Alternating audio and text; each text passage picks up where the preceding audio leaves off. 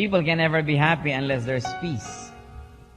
In fact, peace is one of humanity's greatest longings. Peace is the message of Christianity. Peace between God and man especially. Kaya sabi po sa Romans 5:1, therefore, since we have been justified through faith, we have peace with God through our Lord Jesus Christ. And if there's already peace between God and men, dapat kasunod na yung peace between man and man or peace among people. What are the reasons why people do not have peace with each other? Halimbawa, nag-isip po kayo ngayon, lahat ba ng tao meron kayong pagkakasundo? O merong lack of peace?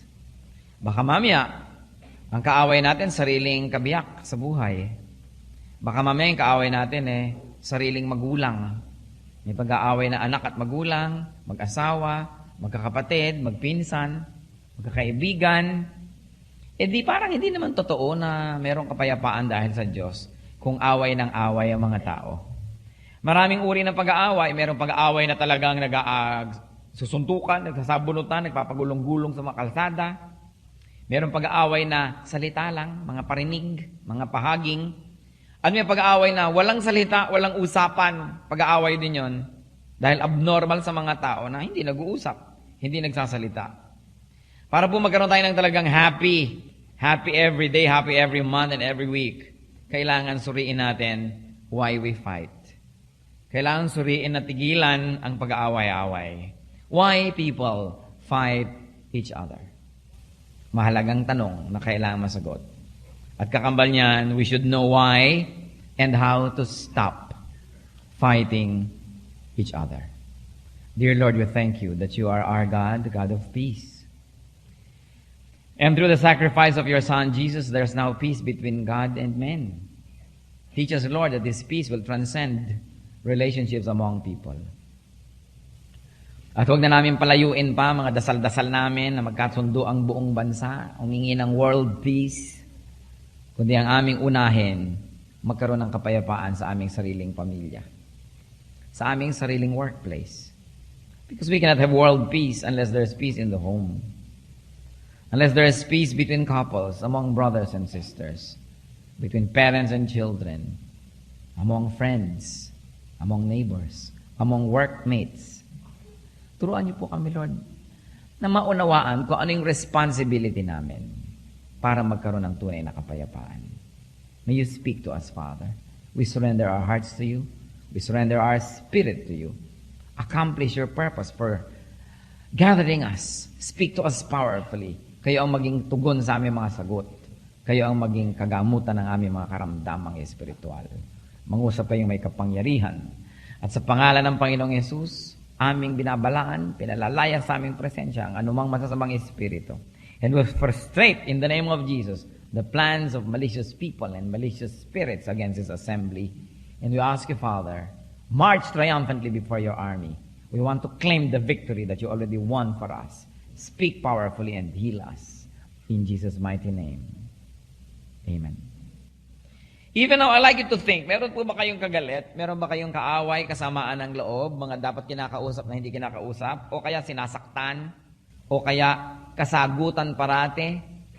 O kaya masama ang loob nyo, maaaring hindi nyo nakikita araw-araw, pero galit kayo? At alam ng taong galit kayo sa kanya? Maaaring meron din siyang galit sa inyo? Whatever. Sinabi na ng mga anghel, peace on earth. Why people fight each other? It's a very interesting study. And I do not propose to tell you something that you do not know yet. Pero ang paalalay gamot daw sa taong nakalilimot. Remember that the fight may be direct or obvious. It may be indirect or subtle. But just the same, it's a fight, a struggle. People fight each other because of one misunderstanding. Palagay ko ito ng isa sa mga pinakaunang dahilan why people fight each other. Not knowing the truth or not knowing the whole truth about the other person's thoughts, statements, actions, or intentions. You know why we seldom understand each other? Because we're very busy. We're very obsessed with being understood. Hindi ako agree sa'yo, therefore you are wrong. I must be right, and you've got to look at everything from my point of view. Kaya tayo nagdi-disagree with many people to the point that we become violent even with our disagreement. It's because we seldom do the proverbial walking a mile in another person's set of shoes. Nagkukulang ka sa akin, therefore nagagalit ako sa'yo. Pero hindi na natin iniisip, bakit kaya nagkukulang? O nagkukulang nga ba? O nagkukulang din ako sa kanya? Lagi nating ina-assign ng blame sa ibang tao. Lagi nating ina-assign yung righteousness to us. But it's our point of view. And whenever there are opposing points of view, there are different points of view. Tama ako sa tingin ko, tama siya sa tingin niya, kaya nag-aaway. Kaya dapat sinusuri ang ganitong mga bagay. Misunderstanding. And of course, Satan is part of all of these things. Because being misunderstood or misunderstanding is being deceived. We can be deceived by half-truths or by outright lies or by confusion, and the combination of truths and lies put together like salad and served to us every day. Sometimes on the basis of one hearsay, on the basis of one report from another person, nagkakagulo, nagkakagalit ang mga tao. Isaiah 5:13 says, "Therefore, my people will go into exile for lack of understanding." Siyempre, may ibang konteksto tong verse na to, pero the idea is still the same. Because people lack understanding, they suffer. They go into exile. That exile may be physically nagkakalayo ang dalawang tao, or physically malapit, pero emotionally magkalayo. Nabubuhay sa isang tahanan, pero magkalayo ang mga puso. Magkalayo ang mga adhikain nila, magkalayo ang mga plano, as if the other person does not exist. There's a lot of misunderstanding. Back to mass comm days, I remember that there was a syndrome that one of our teachers talked about. Yung, it's not what I said, it's what you thought I said. Syndrome. Kung syndrome nga yun. Hindi yan ang sabi ko, yan lang akala mong sabi ko. Kasi hindi kita nginitian, ang akala mo sabi ko, di kita mahal, di lang ako ngumiti, kasi hindi kita nakita. Yung bang, pinapalayas mo na pala ako, hindi ko sinasabing lumayas ka. Ang sabi ko lang, umurong-urong ka dyan. Yung bang hindi naman yun ang sinabi ko, akala mo yun ang sabi ko.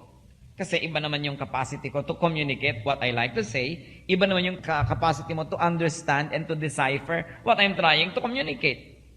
And especially if there is a problem with skills of communication, maraming misunderstanding. At sabi man ni Balagtas, ang ating dakilang poet, bihirang balita'y magtapat, magkatotoo may marami ang dagdag. Tama nga. Maraming mga tao nagkakagalit samantalang hindi naman sila yung nag-away, pero sabi ni A, hoy, sabi daw ni ganito ka daw. Ah, ganon? Sabi mo, ganito siya. Paglipat namin, naiiba, nagkakanda iba-iba na. Kaya sabi sa Proverbs 26 verse 20, without wood, a fire goes out. Without gossip, or read, sulsol. No? Without mga sulsol, a quarrel dies down. Kasi magkakasundo na sana kayo, may dumating na naman isang balita, uy, ganito pala, ganon, nagalit ka na naman. Kumisan, nababagbag na yung loob mo against another person. Naguhumuhupa na yung galit mo. May darating na naman bagong balita, marirevive na naman yung galit mo, madadagdagan pa. Kaya, pagka daw walang mga mahilig magbalita, mahilig magchismis, mahilig magsulsol, tumatahimik ang mundo. Ang mga nag-aaway ay nagkakasundo rin. What are the solutions to misunderstanding? Kayo, baka na may misunderstand nyo inyong tatay. Ang pinakamadalas ma-misunderstand ang tatay. Kasi yung tatay, bihira magpaliwanag. Siguro dahil iniisip niya, tatay ako, ba't akong papaliwanag? Kamacho-macho kong tao. Pwede yon. O kaya hindi siya talaga skilled na magpaliwanag.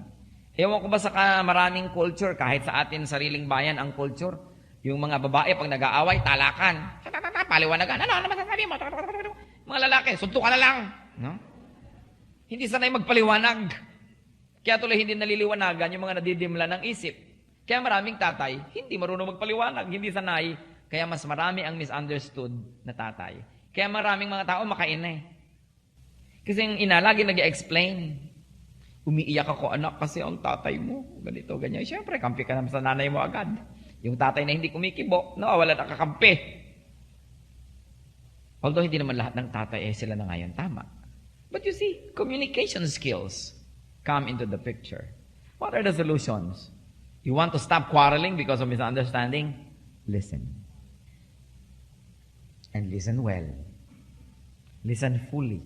Listen completely. And especially if you're talking with people who are not skillful communicators, listen to the unsaid. Because sometimes it is the unsaid that really matters. Kailangan marunong makiramdam. Pati sa Bible, sa James 1:19, ang sabi, "My dear brothers, take note of this. Everyone should be quick to listen, slow to speak, and slow to become angry." Kailangan doble ang pakikinig kaysa sa pagsasalita. Kaya siguro dalawa ang ating tainga at isa ang bibig. No? Para 2 beses kang nakikinig bago ka magsalita. Hindi nagkakabaligtaran, ang dami mo nang nasabi bago ka makinig. Kaya mawawala ang maraming gulo sa mundo if only people would follow the law of nature. 2 tainga, isang bibig. What else can we do? Consider the other person's vocabulary or lack of it. Consider the other person's communication skills or deficiencies. Maraming magnobyo nag-aaway din kasi hindi ma-articulate ng isa yung gusto niyang sabihin. Kaya kung minsan nagmumukhang laging tama yung magaling magsalita. Yung magalang ang bukadura. Lagi siyang nagmumukhang mahusay at tama. Kasi kaya niyang sabihin eh. In fact, sa husay niya, yung mali napapatama pa niya eh. Yung nasabi na niya, nababawi pa niya, nababaligtad pa niya kung medyo masikip pala yung situation dahil magaling. But God's people should listen to those who are silent. Some people give you speeches through their silence. Kaya kailangan marunong tayong makinig. And when we communicate with people, focus on the idea, not the words. Kasi may nag-aaway dahil sa word, tinawag mo kung ganito!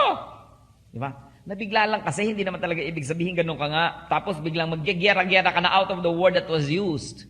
Listen to the idea, not just the words. Because not everyone can always choose the right words. Lalo't sila ay galit, o excited, o nalilito. Romans 6:19. Pati nga ang pagsusulat ni Paul sa mga tao, pati ang pagko-communicate ng Diyos sa mga tao, sabi, I put this in human terms because you are weak in your natural selves. The RSV says it very clearly. I speak in human terms